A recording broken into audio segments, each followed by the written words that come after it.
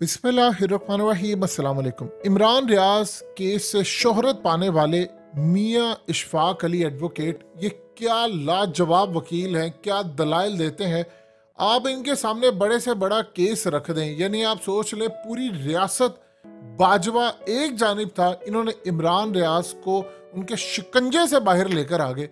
और अब इन्होंने जिस तरह के दलाइल दिए हैं शाहिद असलम केस के अंदर, अब यकीन कीजिए इस बंदे ने आज वो काम किया है कि FIA की इस्तदा मुस्तरद हो गई है, जिस्मानी रिमांड खत्म हुआ, जुडिशल रिमांड हुआ और कल उनकी जमानत की अपील दायर होगी, उसके बाद वो रिहा हो जाएंगे।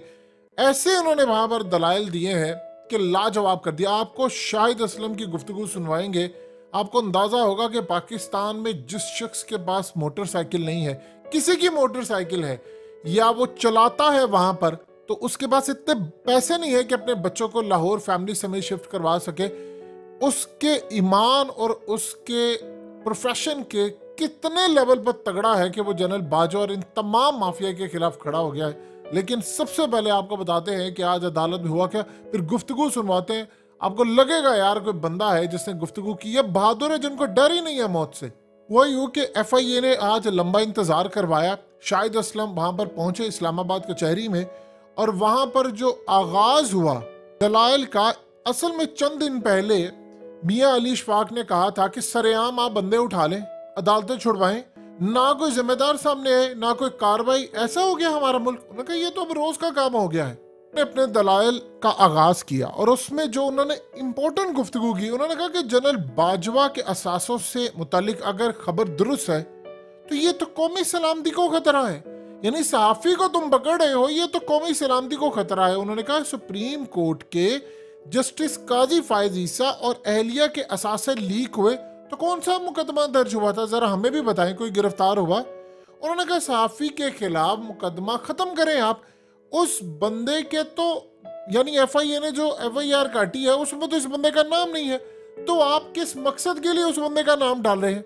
इतने स्ट्रॉन्ग दलाइल उन्होंने दिए कि अगर जस्टिस काजी फायद ईसा जो हाजिर सर्विस थे, उनके केस के अंदर किसी का डाटा जो लीक हो उसमें किसी को नहीं पकड़ा गया, तो आपने सहाफी को पकड़ा। वो कहते जी इसमें तो मैंने तो काम ही कोई नहीं किया।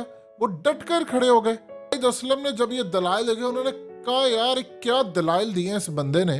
उस वक्त FIA के जो प्रोसिक्यूटर थे उनके और मियाँ अली इशफाक इनके दरमियान शदीद तल्ख कलामी हो गई।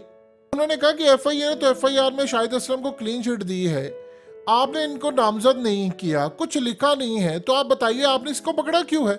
जब वो दलाइल दे रहे थे तो 1.25 घंटे तक वो दलाइल देते रहे, तो FIA वाले कहते बस कर दें, अब 1.25 घंटा हो गया। उन्होंने कहा आप एक काम करते, आप सुबह 8 बजे आ जाते, आपने हमें 2 बजे तक इंतजार क्यों करवाया है?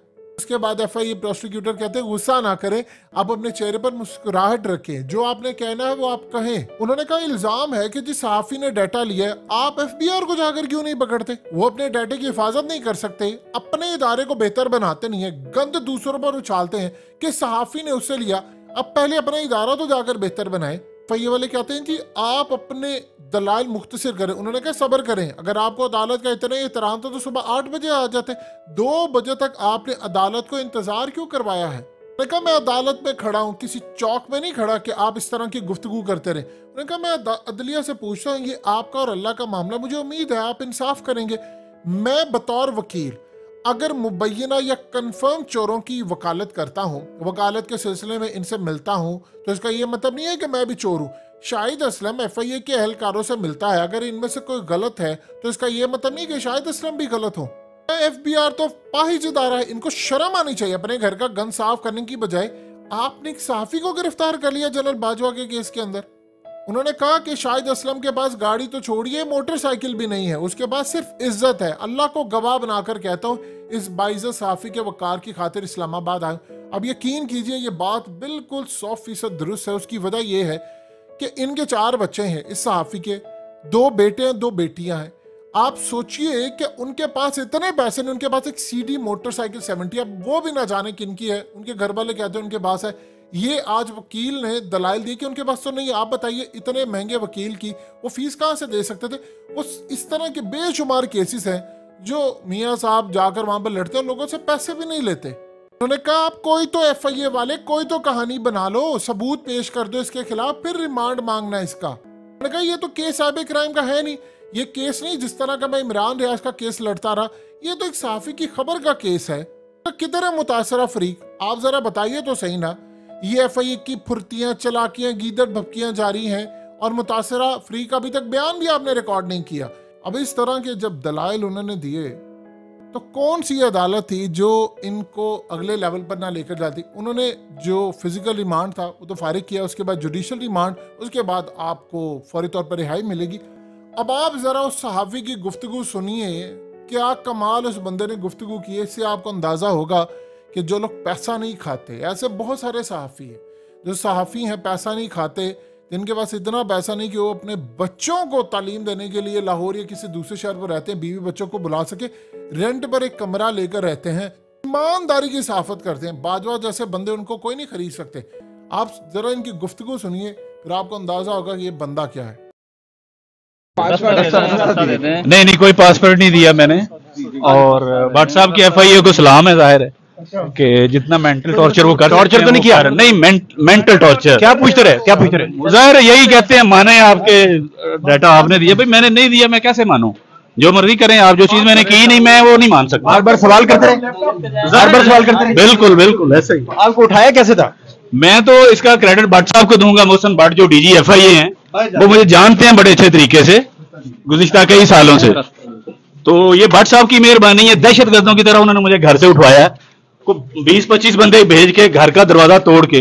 को मैं कहाँ को वांटेड था, मैंने कौन सा क्राइम किया जो भट्ट साहब को ये नौबत आ गई, या उनकी कान पट्टी पे किसने कोई चीज रखी थी कि भट्ट साहब शाहिद असलम को ऐसे उठवाना है। अभी FIA वालों ने मुझे बताया कि उनको ऑर्डर था ऊपर से कि शाहिद असलम को पूरा जलील करके लाना है, आपने इसको आपने बेइज्जत करना है, ड्रैग करके लाना है लाहौर से। ये क्यों था मुझे नहीं पता, ये FIA वाले से पूछे आपके किसका ऊपर से ऑर्डर था, या भट्ट साहब बताएं भट्ट साहब को क्या प्रेशर है भट्ट साहब पे। देखिए ग्रेड 22 में ऑलरेडी वो हैं, चंद महीनों में उन्होंने रिटायर होना है, उसके बाद DG FIA वो लग गए, इसके अलावा और तो होता उन्हें मिलना कोई नहीं है। तो उसके बावजूद भट्ट साहब किस वजह से मजबूर है मुझे नहीं पता, ये तो भट्ट साहब बता सकते हैं। डेफिनेटली मेंटल टॉर्चर ये कर रहे हैं FIA वाले के जी, माने आप भाई मैंने वो क्राइम किया नहीं, मैं कैसे मानूं? देखिए सहाफी जाहिर हर वक्त स्टोरियों पे काम करता है और उसका काम कोई नहीं है, तो एक जर्नलिस्ट होने के नाते जाहिर है स्टोरीज पे काम ही कर रहा होता हूँ। सोर्स पूछते रहे आपसे जी, सोर्स बिल्कुल मांगा, बार बार सवाल ही ये होता है, लेकिन नहीं बिल्कुल नहीं मैंने नहीं दिया, लेकिन मुझे अंदाजा है मैं FIA कवर करता हूँ, इनके पास कैपेसिटी है उसको ब्रेक करने की, तो करते फिरें, मैंने उसको कोई चीज नहीं शेयर करनी। आपने सुनी गुफ्तगू, कैसे दलाइल के साथ वो बंदा खड़ा था और किस लेवल पर जाकर उसने गुफ्तगू की है। असल में ये जो मामलात होते हैं ये बड़े ज़बरदस्त होते हैं, जब इस तरह के सहाफ़ी डट जाते हैं, खड़े होकर गुफ्तगू करते हैं और वो कहते हैं कि भाई हमारे पास क्या तुम समझो, पैसा तो है नहीं हमारे पास, हमें किस चीज़ में पता। उसने कहा कि FIA वाले जो मर्जी कर लें, मैं पासवर्ड नहीं बताऊंगा। आप अंदाज़ा कीजिए ज़रा, बाजवा से नहीं कोई पूछ रहा कि भाईजान आपके 700 का डाटा आप बताएं, जवाब दें, यानी उनसे पूछा जा रहा है कि जी आपने खबर कहाँ से ली, क्या किया। ये आपके मुल्क की सूरत हाल है। आप अंदाजा कीजिए हम कहां पर खड़े हैं।